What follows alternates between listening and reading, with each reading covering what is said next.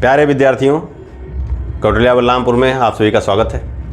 आज विजयदशमी के पावन पर्व पर आप सभी को ढेर सारा आशीर्वाद, ढेर सारी शुभकामनाएं। उम्मीद है कि आज तो बिल्कुल आप पढ़ नहीं रहे होंगे, ये बिल्कुल तय बात है, लेकिन आपको विजयदशमी से ही सीखने की ज़रूरत है कि आप अपने कर्तव्य पथ पर लगातार जब चलेंगे तब जाकर आपको सफलता मिलेगी। भगवान राम का वनवास याद कर लीजिए। रावण का लंका पर विजय प्राप्त करना, रावण का लंका पर रहना, फिर भगवान राम का लंका पर विजय प्राप्त करना, वो याद कर लीजिए। सब पौराणिक कथाएं जो भी हैं आपसे जुड़ी हुई, उनके बारे में आप एक बार विचार विमर्श करिए, तब आपको ये कन्फर्म हो जाएगा कि सतत प्रक्रिया से ही सफलता संभव है।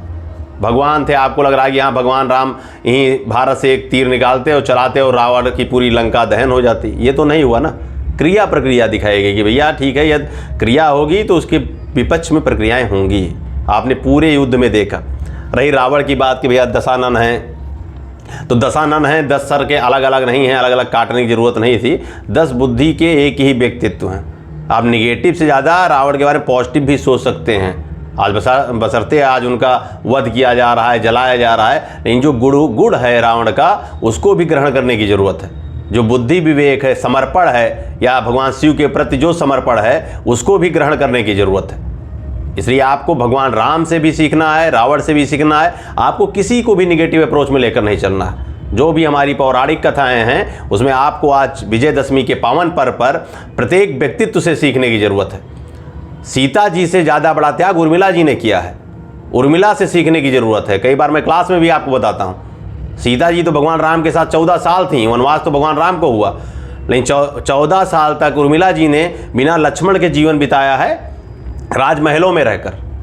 भगवान राम से बड़ी तपस्या भरत जी ने की है। कहाँ पर? राजमहल में भी वन की तरह रहकर।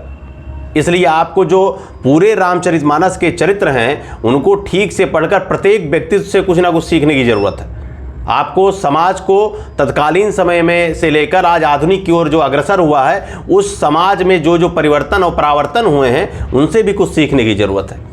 विजयदशमी का मतलब है अपने मन पर नियंत्रण करके, अपने मन पर विजय प्राप्त करके आप सफलता की ओर अग्रसर हों। यही विजयदशमी है। विजय का मतलब है आप अपने मन, जो मन आपका स्थिर नहीं है, पढ़ाई की तरफ अभी उन्मुख ठीक से नहीं हुआ है, अभी आपका एकाकीपन जीवन में बना हुआ है, आप अभी अपने स्वार्थ के लिए अध्ययनरत नहीं हो पा रहे हैं, समाज के लिए अध्ययनरत नहीं हो पा रहे हैं, तो विजयदशमी में ये सीखने की ज़रूरत है कि हम कैसे पढ़ें और कैसे आगे बढ़ें। आप एक एक चरित्र जितने हैं रामचरितमानस के, आप ठीक से पढ़िए तो आपको समझ में आ जाएगा। और तत्कालीन समय की रचनाओं को भी पढ़िए। मैंने कई बार आपको समझाया कि कबीर के बारे में भी पढ़िए। कबीर ने भी लिखा हुई उन्हीं भगवान राम की जिनकी तुलसीदास जी प्रशंसा कर रहे हैं, उन्हीं भगवान राम के बारे में कबीर लिखते हैं, राम सुत तिहु लोक बखाना, राम नाम को मरम है आना। जिन राम की मृत्यु होनी है, उनको आप पूर्ण रूप से ईश्वर कैसे मान रहे हैं, ये कबीर उसी समय कह रहे हैं। लेकिन उन्होंने हर संप्रदाय, हर धर्म, हर जाति का इसलिए विरोध किया कि उसमें आडंबर बढ़ गए थे। और तुलसीदास जी ने भगवान राम को आदर्श इसलिए बनाया कि आपने अपना धर्म आदर्श रूप में स्थापित हो सके। इसलिए आप सभी से आग्रह है कि आपका एक ही धर्म है, एक ही कर्तव्य है कि आप विद्यार्थी हैं, और आपका धर्म है कि अपने माता पिता के लिए सरकारी नौकरी प्राप्त करना। उस धर्म की प्राप्ति के लिए आज विजयदशमी के अवसर से लगातार लग जाइए, लगातार अध्ययनरत रहिए, लगातार ऑफलाइन क्लास में कौटिल्या की, लगातार ऑनलाइन क्लास में लगातार जुड़िए और अधिक से अधिक संख्या में सफलता प्राप्त करिए। फिर से विजयदशमी की ढेर सारी शुभकामनाएं, ढेर सारा आशीर्वाद। धन्यवाद।